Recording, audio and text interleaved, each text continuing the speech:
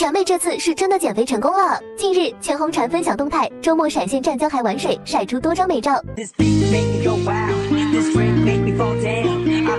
照片中的全红婵穿着白色短袖，搭配蓝色裤子，看上去十分随性。全红婵手中拿着多个娃娃，对着镜头摆拍，看上去可爱极了。大家注意到，这次露面的全红婵比之前清瘦不少，脸蛋还微微泛红，时而拍照，时而跟家人玩水，心情十分不错。全红婵这段时间一直在养伤，行程很是低调，偶尔会分享几张日常照片，能看出整体状态好了不少。此前全红婵与家人一同摘荔枝，当时还比较胖，这才不过1个月的功夫，减肥就有了明显效果。看来全妹也在默默努力，期待她能满血回归。